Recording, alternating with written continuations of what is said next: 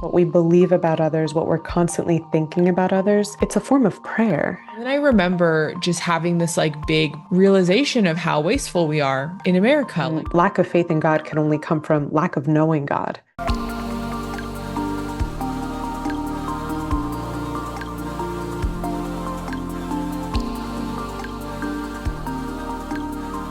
Hello, and welcome back to another episode of the Alignment Academy podcast. It's your host, Kristen, and I'm joined here with my dear friend and my co-host of my new retreat in Peru, Daniela Gil. Hi, Daniela. But before we even get into the episode, I want to just welcome you to the Alignment Academy podcast. If you're new here, this is a school for your soul to grow and evolve. We talk about all things spirituality, mindset, personal growth, the intersection between entrepreneurship and spirituality, and how the more you grow, the more your business and your purpose grows. We dive into plant medicine, quantum physics, manifestation. We go into a whole bunch of stuff to help your soul grow and evolve. And so I'm just really welcoming you here wherever you found the podcast. Know that it's a divine, synchronistic thing that you're here, because I always ask my spirit guides, my spirit team, to bring me the souls that are ready to grow and evolve. So welcome, welcome, welcome. I quickly grazed over the fact that I am hosting a retreat in Peru. So if you didn't listen to me and Daniela's first episode, which was a couple weeks ago, we'll link it below.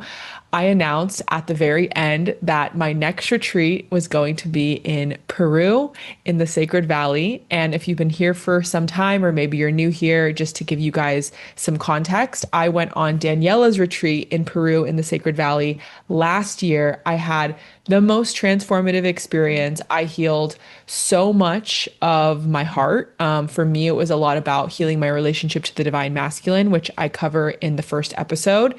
And I did so much of that and more that I felt inspired to bring a group of people to Peru, because the way that my soul works is kind of like, I feel like I go through things and then I'm supposed to help other people go through those similar themes, things, teach them, bring people in the same experiences. It's just always kind of how my soul has shown me that it works in this life. So I'm really excited for you guys to hear more about what we're going to be getting up to in Peru. And we're going to be talking about a lot of topics and themes that we cover on that retreat as well. If you are interested in joining us on this retreat, then all the information will be below. You can book a call with the link, and then we'll hop on a call with either me and Daniela, see if you're a good fit. And if so, we'll go ahead and continue, and then we'll get to see you in Peru. So thank you so much for being here. And without further ado, let's get into the episode. Welcome, Daniela, to the Alignment Academy podcast.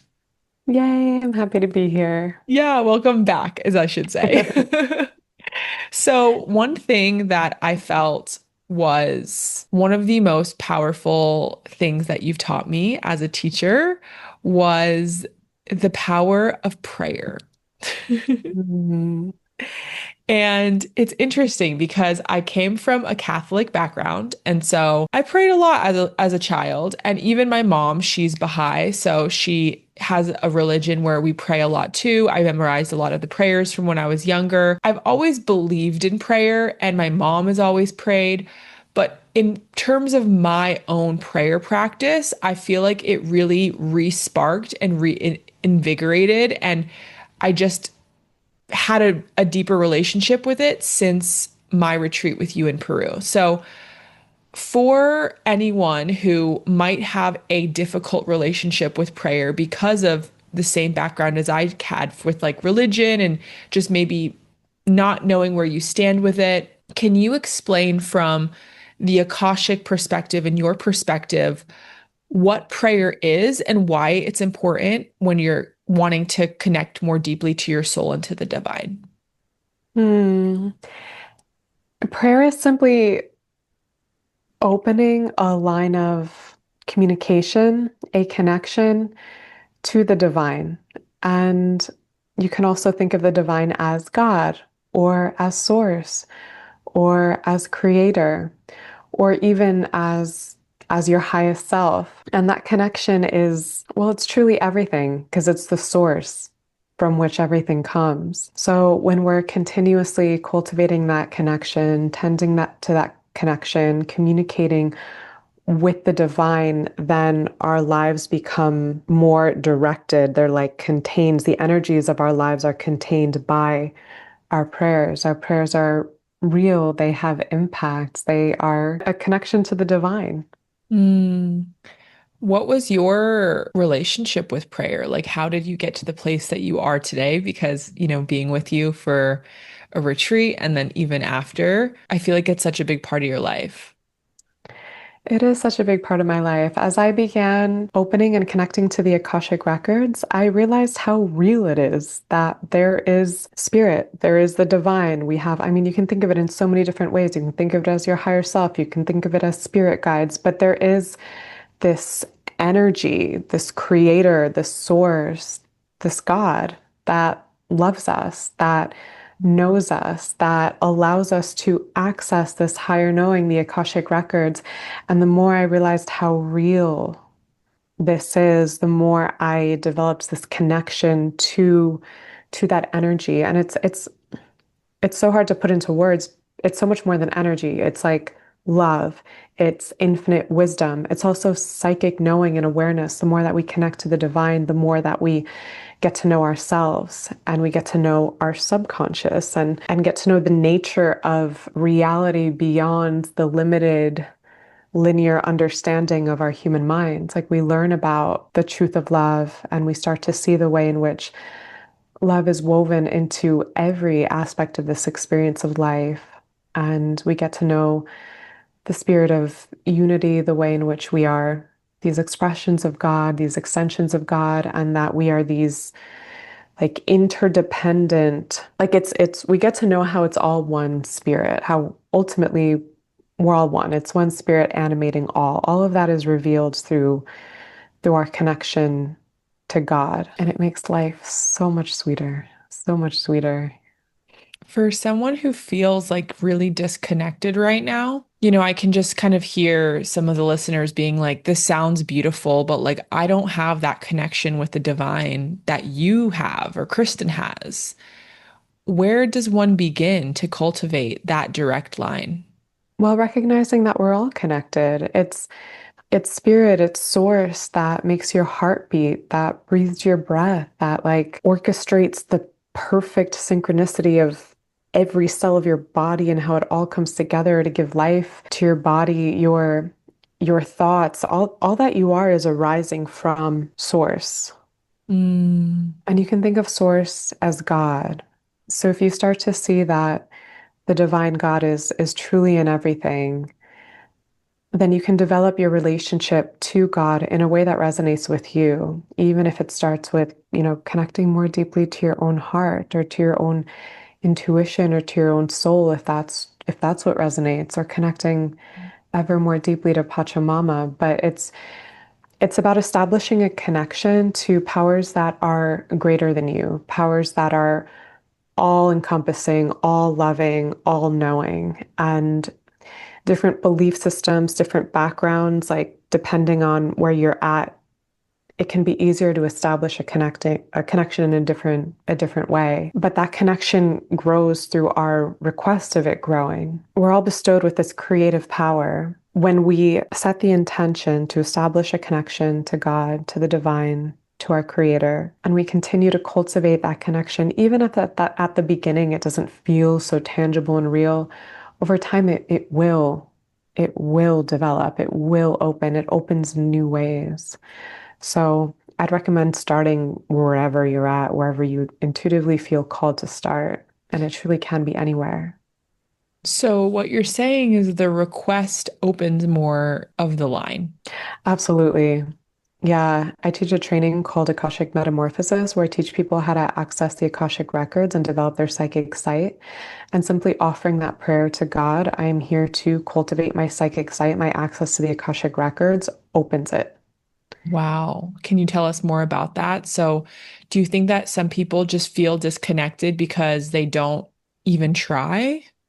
Yes, absolutely. They don't even try. There's no trust, there's no faith. So much of our connection to the spiritual realm is rooted in our trust and faith. We have to have the spaciousness, the receptivity, the availability to receive the energy, the communication, the love to like really establish that connection in a way that feels so true and real. It's cultivated through faith.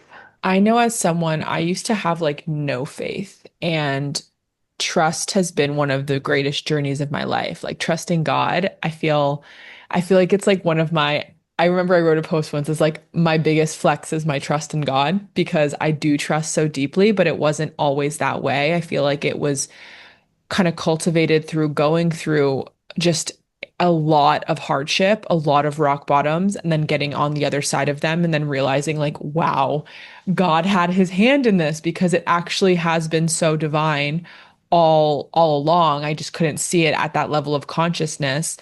You know, for someone who feels like life is just always gone wrong for them, they don't trust God, they don't have faith. Where do we begin? Like, what is your advice just to start to try to trust God or like build the muscle? I'd recommend to explore and play around, like just explore, play around with simply opening your eyes to truly perceive the miraculous nature of this life. To, for one moment, simply comprehend that every time you take a breath in, you're breathing in oxygen that's created for you from the plant kingdom. The fact that we have, this sun that's like beaming this light and seeding life upon this planet, the beauty of this planet, the exquisite energy of Mm, Pachamama, the way in which she loves us endlessly and she creates fruit and plants and animals for us to consume, to like nourish us, to sustain us, to continue to give us life. And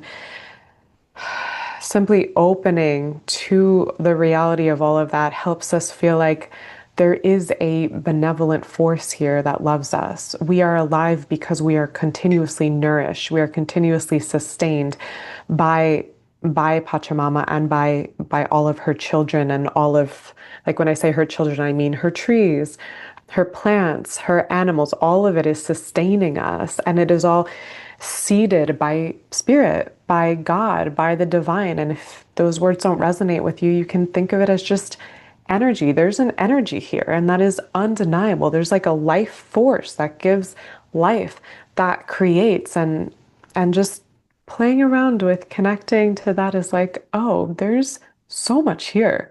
There's hmm. so much here. The fact that we have trillions of tiny little cells, each one is an individuated consciousness, an individuated being, and it like all these trillions of tiny little cells come together to create us. And we have like skin cells and blood cells and liver cells. And it's like, whoa. Simply opening to that miracle, I feel can help us like relax into the magic, the feeling of there's actually so much more. And when we don't feel connected, it's our own limitation. It's what we're able to see, it's what we're able to receive, not what actually is.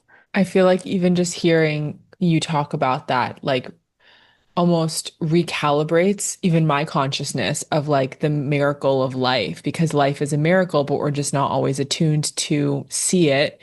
And, you know, even if you go down even deeper into those cells and the blood cells, it's like if you really, really go down to the quantum level, it's all just energy, right? It's mostly nothing. And so then you see, like, wow, I'm made of this energy, the same energy that is in this couch and in the trees. And then you realize that you all are a part of it. And so I love the idea of just quiet contemplation of what life is itself. I think that what I'm finding too is that people want this deeper connection with the divine. They want to feel like a part of oneness, but they don't necessarily quiet the noise enough to sit with their own being, with their hearts, with the energy, and just like contemplate it. I feel like that's why nature is so powerful because when you're there and there's nothing to do and you're not on your phone, like this is the things that are you're thinking about and the things that you attune your consciousness to. So I love that explanation. Thank you. Yeah, I was gonna say just nature also emanates this really exquisite frequency, this energy, and if we can attune to it and receive it, it starts to attune our consciousness to nature. And when I say nature, I mean reality, not the very limited, artificially constructed ideas of humanity, which have strayed so far from our true nature, like ideas of lack and ideas of separation and various ideas that give rise to fear or worry, anxiety, frustration, all of that that is not present within the mind of God. So when we are giving our energy to these thoughts, it does have us feel more separate from God and more perhaps even like abandoned by God. Mm. You mentioned something that you said like prayers contain our life. Can you expand on that? Yeah, the way that I experience is that every prayer that we offer, it creates energetic structures within our lives. Like what we are praying for, we are now leading ourselves in that direction. Our prayers are keeping us reminded of what it is that we wish to experience in this life and create in this life. And when you pray, you are enrolling God in your prayers and what you're praying for. It's like when I am establishing, you've had the experience in the four altar Wachuma ceremony, Mhm. where in every altar we establish a prayer and we share this prayer out loud.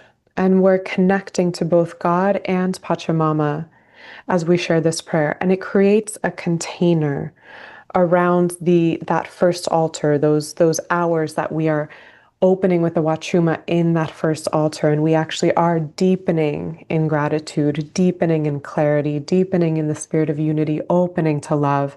Like the prayers create the container around where we're at. So Mm. if we're praying for more love, for more divine wisdom, for optimal health, then our lives almost have this containment around that. And I find it to be a very protective force.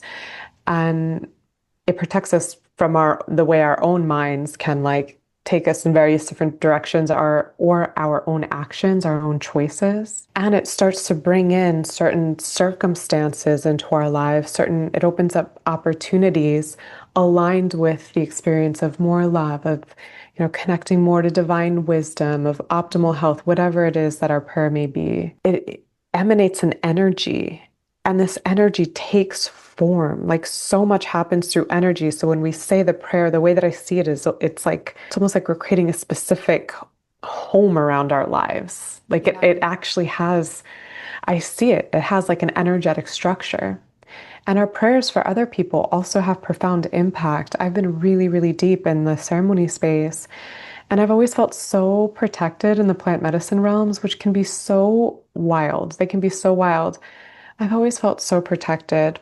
And one day I was really, really deep in a ceremony, and I saw how my father's like endless prayers for me had Mm. actually formed a structure of energetic protection around me. My father's a devout Catholic. He is so connected to the spirit of Christ, the spirit of the Virgin Mary, and I saw how that had actually established a field around me. And I was like living it in a very real way, the impact of his prayers for me.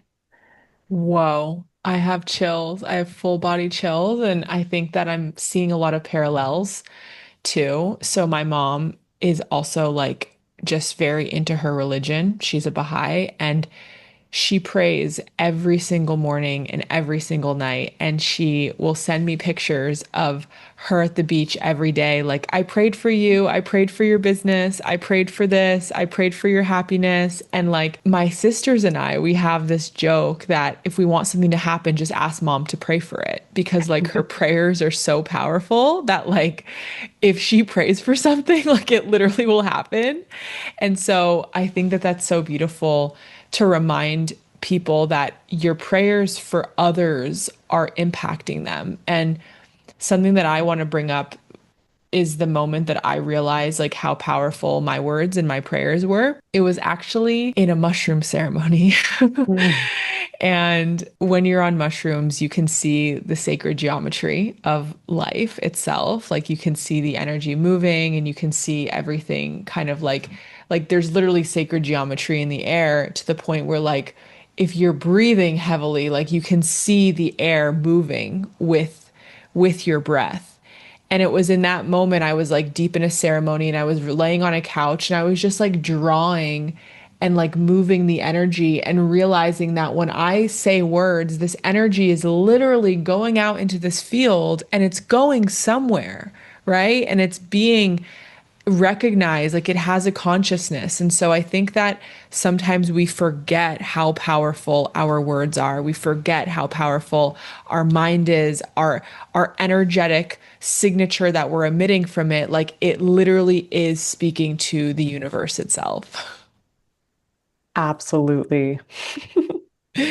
Yeah. It's actually such a big part of my Akashic Metamorphosis training, teaching people how to be so intentional with their words, and also learning about how gossip or speaking negatively about someone, even if it's true, actually invites in these negative energies that they compromise our energetic boundaries and they compromise our own prayers. To speak negatively about someone, to entertain those projections about others, because what we believe about others, what we're constantly thinking about others, it's a form of prayer Mm. because we're all one with the Creator. That's such an interesting thought. And so if you ever wonder why you procrastinate, self sabotage, you can't take action when you really want to, or even just feel massive doubt and imposter syndrome, odds are you have an inner child wound. If you're listening to this podcast, it's no surprise that inner work is my bread and butter. But the thing with doing inner work and inner child work specifically is that in order to do it effectively, you have to know the exact block that is holding you back. So I created a completely free quiz to help you find your biggest inner child block. Not only that, after you find your block, I'm going to give you the exact steps and tools that I would use to heal them, or I would give you if you were my client. There's no strings attached. I just want to help you heal. So if you want to take this free quiz, go down below and you'll find it linked. what do you suggest? Like, how do we rid ourselves of talking about others? I mean, I know it's like, okay, just don't talk about others, but for people who are just like not in this world or like maybe have noticed that they are judgmental or they have been talking about their friends or they do have a lot of projections, what is your advice for starting to kind of clear out your frequency of that? Let me feel into that. I think of the prayer of the third altar of the Wachuma ceremony, the prayer of unity. Mm. And this remembrance of unity helps us to recognize that if we were that person, we would be acting exactly as that person is acting. Mm. Judging people, shaming people, speaking badly about people doesn't actually support their healing. Love is the ultimate healing force. Love is the ultimate transformational force. We transform, we grow, we evolve through love. And that doesn't mean that we don't hold discernment, clarity, clear sight around seeing others, seeing their patterns, their relational dynamics, whatever it is that we're observing. But the criticism coming from like, sharing shame or the judgment, making someone less than, making like all of those judgments, it's any energy that is like moving through us is moving through us. It is now moving through our lives by pulling that in, by speaking that, by saying that, by cultivating those projections and ideas and ways of perceiving, we're now moving that through our lives. And when we judge others through the law of karma, we will also be judged in the same way. So the more sensitive we become, I love both the Akashic Records practice and the plant medicine world because it heightens our sensitivity. Through our sensitivity, we can see karma at work and how when we speak about someone, those energies are now weaving through our lives and we're inviting in a similar experience. That's so beautiful to just start to be aware of this. People might not even be aware.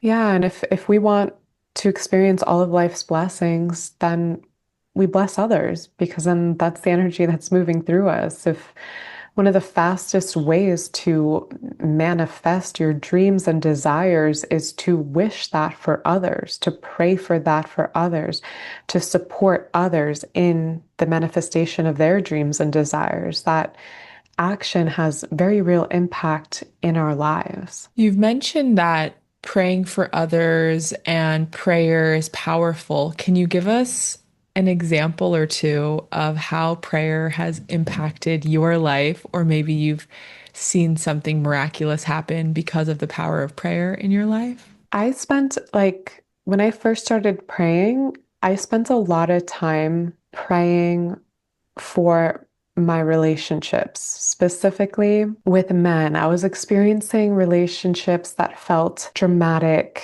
chaotic, hot and cold, a little bit of toxicity in there. And I witnessed how the continuous stream of prayer that I was in around the healing of that transformed me, transformed my reactivity, Mm. helped me see my role in the dynamics, and it also made me immune to the dynamics. So I remember I had one partner who he had a really difficult upbringing, like beyond what I could ever fathom. And so that played out in his relationships. He experienced a lot of abuse.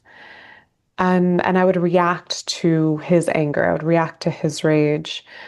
But through the prayer, it created a protective field around me, and it created a container around me where when he would start to react with that same rage that in the past triggered me so much, I found that I was able to drop into compassion and have very clear boundaries where Mm. it wasn't poking me and prodding me in the same way. I still had access to compassion and I was able to stay out of it. So it like transformed the dynamic. Wow. And previously, I had done so much work with different psychologists, therapists, like life coaches.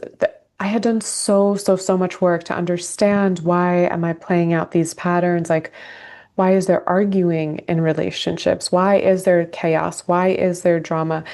And doing my best to heal it. But what was ultimately most effective was the prayer. And it truly it works with everything. I had one client tell me that she wanted to feel more beautiful, and through prayer, she said she made her face more beautiful. And when you see her, she actually looks like more beautiful, like more radiance. And she was telling me how she felt like it had transformed her face. We can use it for anything. I had an autoimmune disease. I prayed so much around that, and it guided me towards the healing of it. And now it's like completely gone, no trace at all. I think that's what's important is like the consistency, recognizing that yes, there are miracles. Yes, there are quantum leaps.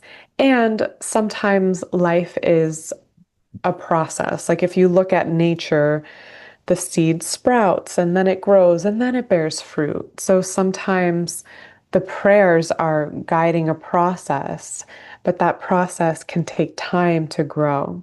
And Mm. so our consistency is important and our faith is really important as well. And then being willing to do our part because through our prayer, our God may start to speak to us through our intuition around what to do.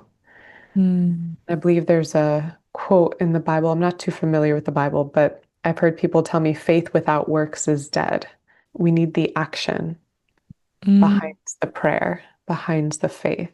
But with the prayer, we then connect our intuition to around what action to take and taking that action in alignment with the prayer instead of taking action from fear or from lack, which is never really going to get us where we want to go or where we want to be. Mm. That's so beautiful. And prayer, it feels like it's the delicate balance between that like intention and surrender. It's like at the end of the day, we can pray for, things that we want that maybe our ego desires, like relationships to be better or money or things that, just are a part of our 3D reality. But it sounds like you're saying like there is this of surrender, this innate surrender that comes with it around like the timing of it or trusting that it will unfold and it's not always like it's not like a magical thing that's always just going to like change your life around. But if you can be consistent with it, that's where you also build the faith of your connection with the divine. Yeah. And listening, like if we I'll share a silly example, like if we have a prayer to fill a retreat, if we just have faith that the right people will come and it'll be exactly what it's meant to be, then with that faith, we'll receive the guidance around maybe when to share with our mailing list or when to share on social media. And I find that when we're connected to our prayers, then we're never overworking and we're never needing to like push for something. So then every effort that we give is extremely fruitful because it's been guided by the divine. It's been guided by intuition, the part of us that's like all knowing. And it's like, okay, this is the moment to do this because then it's going to reach that person who's a perfect match for that. Versus someone who's more in the like, I need to fill this retreat. I need to like make X amount of money to like provide for my family. I need X amount of clients. And then it's like a constant pushing or striving that can have people like I've worked with clients who have really depleted themselves, burnt themselves out, and then just through prayer and really aligning their intuition, they can either maintain that same income or even increase the income with a lot less work because now that energy is woven into what they're doing and it's happening in like the proper timing and it's coming from this place of faith versus coming from this place of potential lack or of like, I need more. I need to ensure, I need to control, I need to like make sure that I get the more or do the more or even the belief that the income that I desire requires a lot of hard work versus simply opening to the flow of what's wanting to be created and shared and offered and communicated.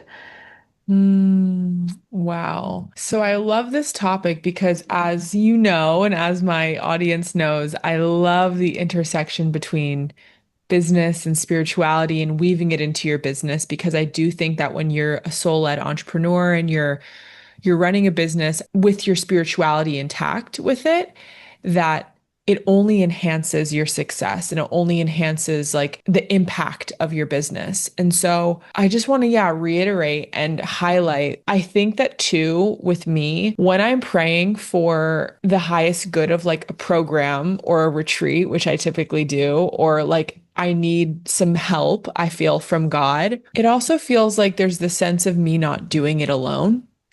And Mm. then if it doesn't fill, which sometimes happens, or if I don't make as many sales as I desired, which sometimes happens, it feels like there's still this sense of like, this is the exact right people I was supposed to serve. And I can do it with more love and reverence versus like, I wish I sold more, or I wish I filled the retreat, or whatever the egoic story that's coming up around it is. Yeah, it's like that honoring of God and that honoring that God knows what God is doing. Life knows what life is doing. That keeps us in this like really yummy place of just sharing our love and trusting in faith versus if we don't have that, we might feel really disappointed. We might feel frustrated. We might think that something has gone wrong. We may start to feel lack. And then it's like we're just lowering our own frequency and minimizing our own enjoyment of life through the lack of faith in God. And lack of faith in God can only come from lack of knowing God. Oh, wow. That's so good. Lack of faith in God can only come from lack of knowing God. Yeah, because if you really knew God, you would never lack faith because you would understand the infinite intelligence that goes on behind the scenes of life itself. Yes. If someone wants to start their journey, I know it's like easy, it's like you pray, but for someone who might not have ever heard a prayer recently or like knows how to begin, can you teach us? I would say just be so honest, like so honest with whatever actually feels true and real for you, like God, or if you prefer the word source, divine. I don't really feel you in my life. Like I feel far away from you. I don't even know if you're real, if you exist, but I long to feel closer to you. So if you could come into my life, if you could come into my heart, like I'd appreciate it. And just any sort of honest communication with the divine that invites life to start working through you and working through your life in new ways. And we often hear about people never having any relationship to God, and then they pray for the first time, and then all of a sudden they're like, oh my gosh, like they have this huge awakening and this huge religious or spiritual experience. Like, God is not going to take away our sovereignty. God has given us the power to create. So if we're playing around with ideas of being separate from God, then we can continue to play in that for as long as we want. But then once we give permission to God and actually make the request to the divine, like, I want to feel you, I want to know you, I want to feel you moving through my life, the divine is like, all right, it's go time. And then we can start to actually open to receive what feels like the divine in our life. And I imagine that'll be different for everybody. Mm, that's so beautiful, just being honest and speaking. And yeah, like I think that was something that was beautiful too, that I would love for you to share because you know it better than I do, is like how the Quechua people from which is the native people of Peru, I believe, they pray every morning to the mountains, to the Apus. Is that how you say it? Apus, yeah. And they always like pray for them before they ask for what they desire. And I felt like that was a really beautiful thing that I've added to my prayer, is like praying with gratitude and reverence and respect and just love for God before I'm like asking of like, God, please help me fill this program and please help me like fill my retreat and please help me like be a good person and feel you. You know, it just feels, it can be like feel like a little 3D egoic. So can you kind of share that tradition and yeah, a little bit about that? In in the Quechua language, there's the word aini, which it means many different things, but one translation is reciprocity, and it's a huge part of their culture. So they're so grateful to Pachamama, to the earth, for all that she provides, and then they're continuously giving offerings to her. And yeah, they have like a tradition of, it's called a despacho, and it's an Andean tradition, and it's actually like an entire gift that they create for Pachamama. And then, with so much love, they put together this gift in the perfect way, and then they wrap it up and they either bury it or burn it in order to give it to Pachamama. And in the gift that they're offering to Pachamama, they have also placed their prayers, what it is that they're asking for from Pachamama. So there's part of their whole spiritual understanding is reciprocity. You give in order to receive, and that is the nature of life.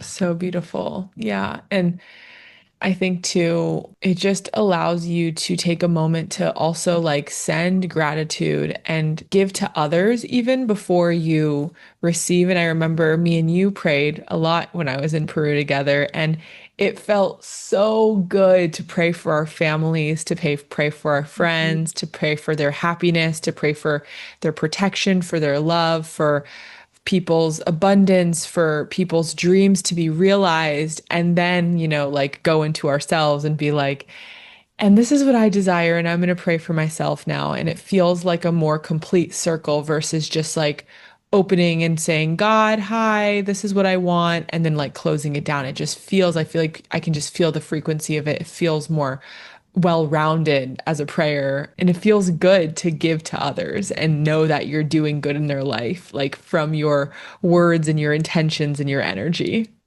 Yeah, absolutely. Yes. One thing that I really loved and why I'm so excited for people to come to Peru with us is there were a lot of things from the Quechua people and the culture that were like interwoven into the retreat that I felt just changed me and brought me back to like the simplicity of life, I'll call it. I don't really know how to explain it, but like just to give an example of something that I'm talking about is like when we're in Peru, we respect the culture of Peru and we try to honor the people there and not disrespect them because we are on their land and you know they live there.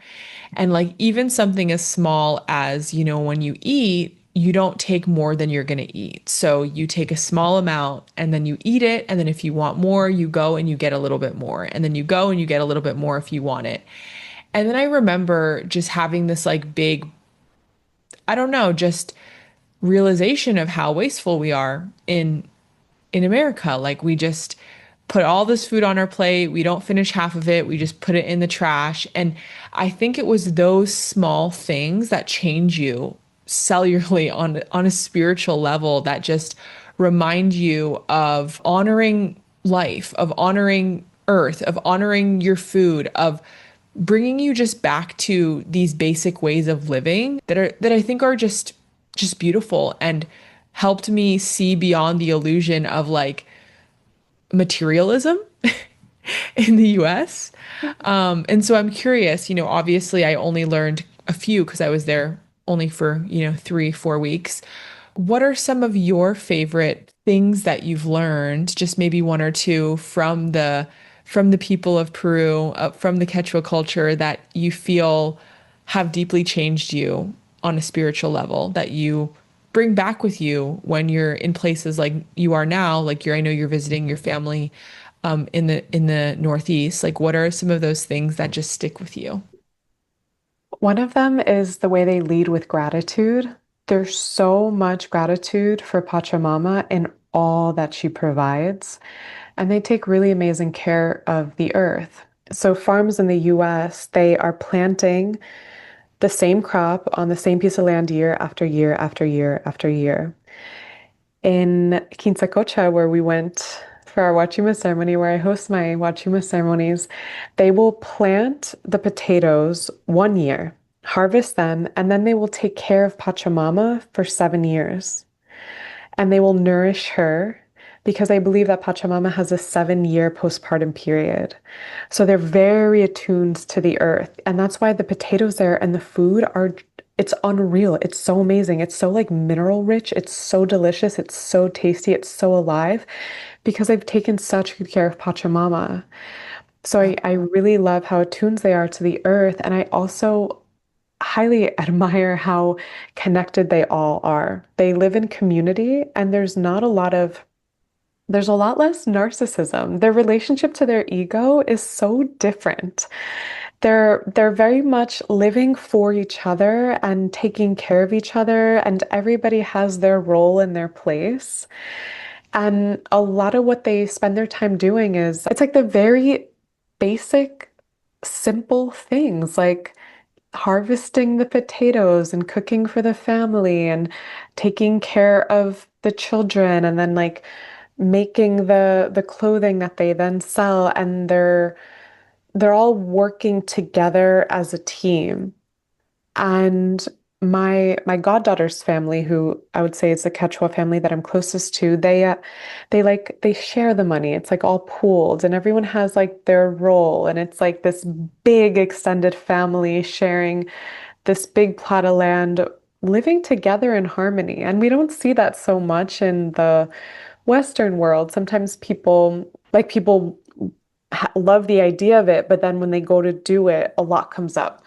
They need to like process a lot because we're still healing this severe individualism, kind of like more narcissistic ways, thinking of me, seeing like, oh, is what we're putting in balanced, like more of that. And so a lot more can come up. And I see that in the communities there, that communal way of living, it was never lost. I also have learned so much from their resilience. It's insane. Their resilience, the cold.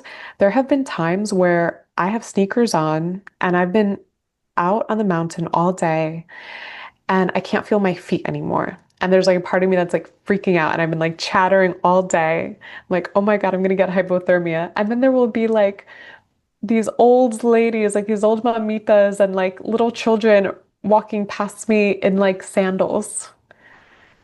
Such a next level resilience with the cold. I've asked my Quechua girlfriends about their childbirth, and they've told me they swear that childbirth doesn't hurt. What? I'm like, was it intense? Was it difficult? They swear it doesn't hurt. I'm like, oh my gosh, how? And then I'm like, well, tell me, how was it? One of my Quechua friends, she was tending to the potato fields, and she said she started feeling cramps, and she just had her baby on the potato fields. And I was like, was it hard? Was it challenging? And she was like, no, my friend went to get my husband. My husband came, and I was like, but does it hurt? Like, is it painful? She's like, yeah, maybe I felt like a little bit of a stomach ache, and I knew that the baby was coming. To me, it's Wow. like, wow, Why do you like think that just so much is? trust. Oh, I feel like they haven't created so many ideas of suffering and of pain. They're more attuned to nature. I connected with a friend who lost his mother.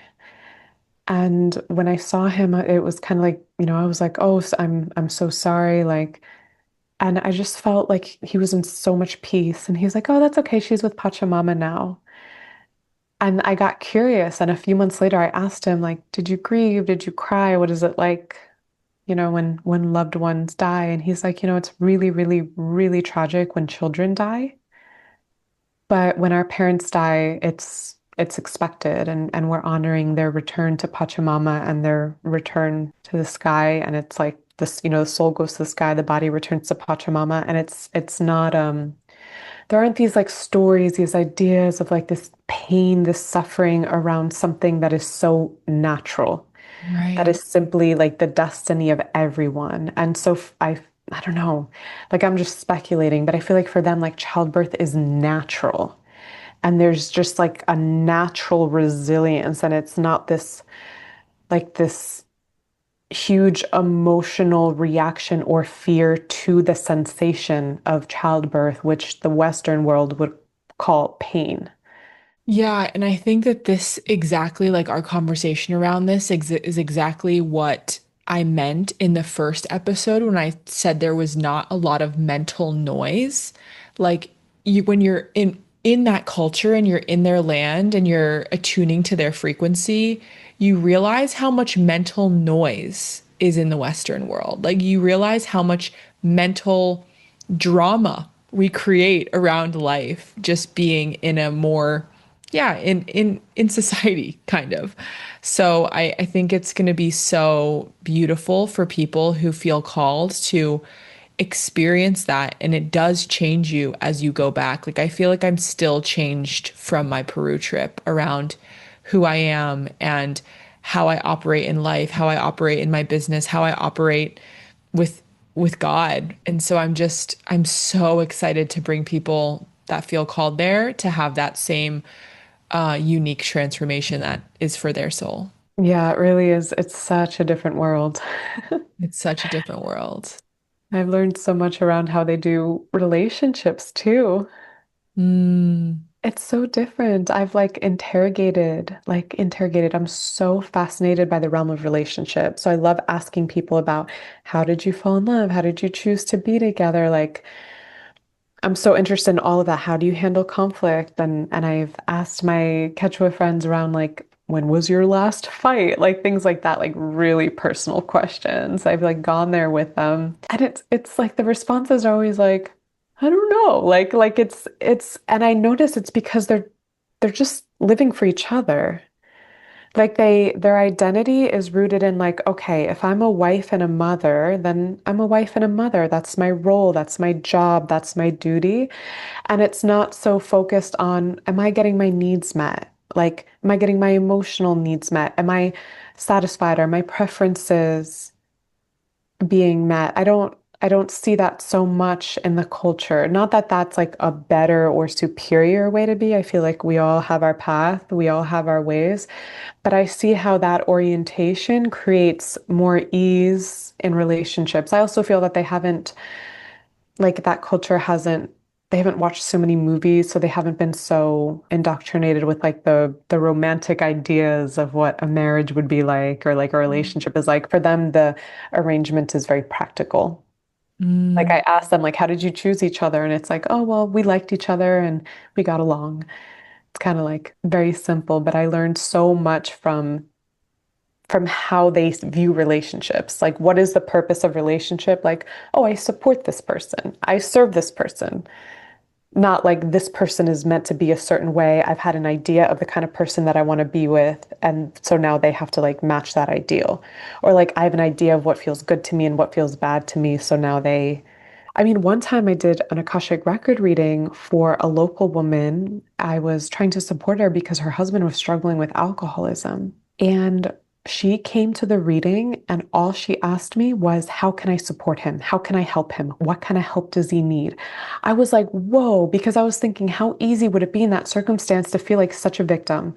Like, Yeah. here you are, four kids, and this man is just out getting drunk, spending the money, not contributing to the like a disaster, bad influence for the kids, like all these ideas where you could be so angry and feel like such a victim. And this woman was like, how can I help him? Like, what does he need? Like, I feel like he's trying to mask his pain. How can I help him with his pain? Like, that was the whole reading. And I was like, whoa, that is very like loving, compassionate.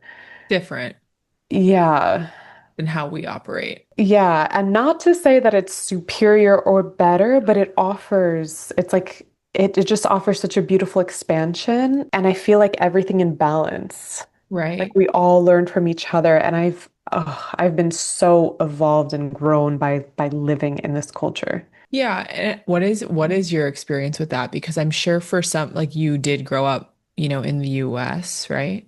Yeah. Like obviously maybe you don't agree with all of it, but does it just offer you, or maybe you do, I don't know. Do you ever kind of struggle with it? Like how did you kind of come to peace with all the di very different ways of being? I struggle with it a lot. I struggle with the way things are done. I feel like as an American, I could judge it as like very haphazard Mm. at times, like even the way homes are built. And then, of course, in the US, there's like this excellence, this brilliance, this intelligence, like doing everything so well and so perfectly. I feel like wherever we are and whatever culture we're in is going to have its like beautiful blessings that we can enjoy and love. And then it's going to have the other side as well. And I think that's inherent within absolutely everything. Yeah. So I try to like really open to enjoying and feeling so blessed by and so grateful for all the beauty and acceptance for the rest. I love that. I love that. I feel like we covered so much prayer, culture. I'm wondering if you'll say a collective prayer for the Alignment Academy community and call in any souls that feel called to join us in Peru. Beautiful, yeah. Mm. God, Pachamama, thank you so much to all the sacred and precious souls that are listening to this podcast episode right now. I pray that they all continuously to grow closer to you, closer to your love, opening to your love. Grow closer to your knowing, opening to receive your wisdom, to live from your wisdom, to be guided from your wisdom. May they be led by love, held and loved. May they know love, know divine love, know true love, real love in this life. I pray that as they grow closer to you, they get to experience all the blessings of this life, all that there is to be grateful for, feeling so fulfilled, feeling at peace, receiving all of your gifts, God, in their lives, and also recognizing what a gift they are to this life, wholeheartedly sharing their gifts, their offering, their service with humanity, with their loved ones, their community, with their families, experiencing themselves as a conduit of your love, knowing that that is the pathway to their greatest fulfillment, their greatest joy, their greatest love in this life. I ask that they be filled by the spirit of love, that they may open to the full potential of how much they can enjoy this life, having fun, playing, receiving, perceiving the magic, the miracles, the possibility inherent within this life, seeing you, God, woven into their life, trusting that you are there present with them, loving them, supporting them every step of the way, that you will continue to guide them if they ask, if they seek you, that you will hold them and support them and lead them in the manifestation of all of their prayers.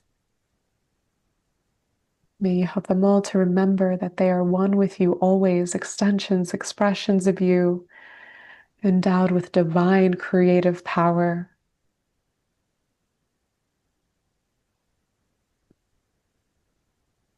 And for our retreat in January, God, Pachamama, I pray for your love to be so present in our retreat container. I know that you are the inspiration for this retreat, and that you will be inviting in the souls that are ready to open their hearts to divine love, to connect ever more deeply with you, Pachamama,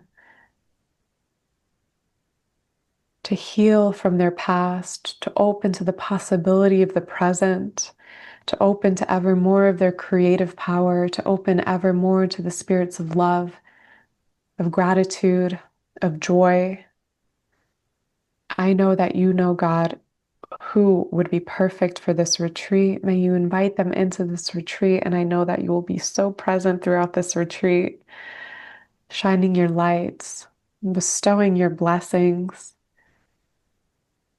offering the healing, the transformation that is most relevant for all those who come.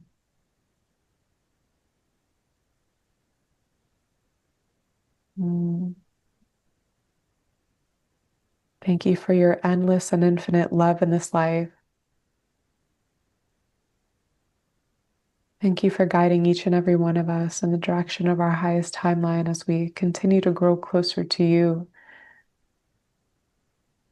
and bringing this experience of heaven onto earth as we remember our connection to divinity, living this divinity in the here and now, bringing this divine love, this remembrance to Pachamama, to this present day human experience.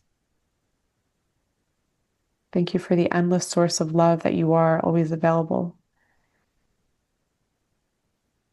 to shine this love upon us, to move this love through us if only we ask and open to it.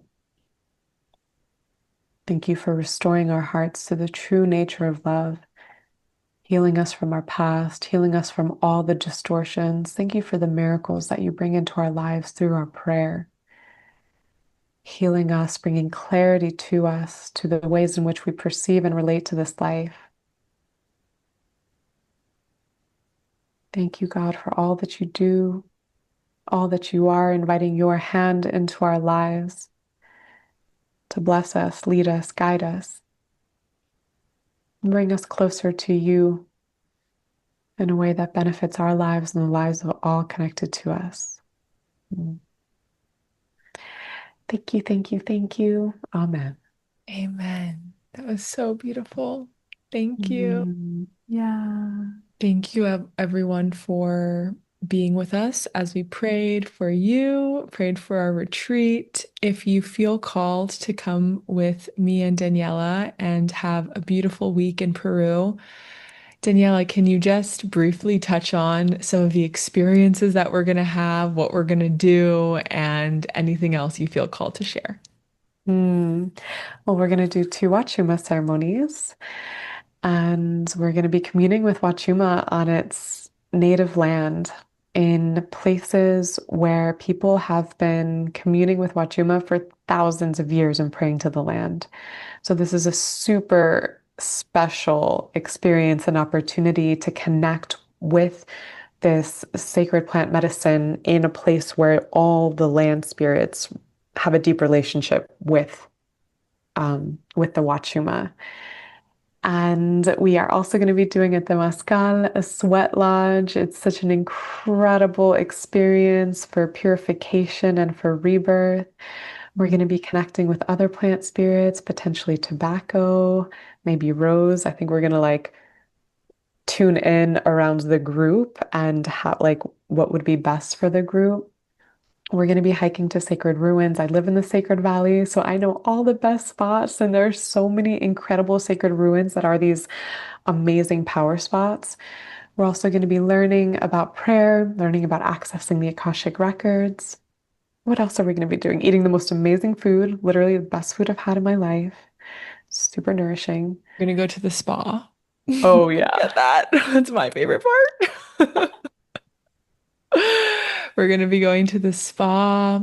We're gonna be drinking cacao and ceremonies. Yeah, I mean, we have a pretty packed schedule. There's also gonna be a lot of downtime for you to just be with the land and cultivate your connection with Pachamama and the mountains. And it's just gonna be, yeah, it's gonna be such a beautiful ceremony. We're gonna have a puja, which is a prayer ceremony. So, like, there's gonna be if you are wanting to deepen your connection to the divine, deepen your connection to your soul, if you're wanting to also like be with like-minded men and women that are on the path and truly have a rebirth, then I you got to come. So book a call below. We would love to speak to you. We would love to welcome you to Peru if it's a good fit. And yeah, I hope to hug you in Peru. Me too. All right. Thank you guys for sticking with me for another episode. I hope you enjoyed this one, and we will see you next week for another one. Thanks, guys. Bye.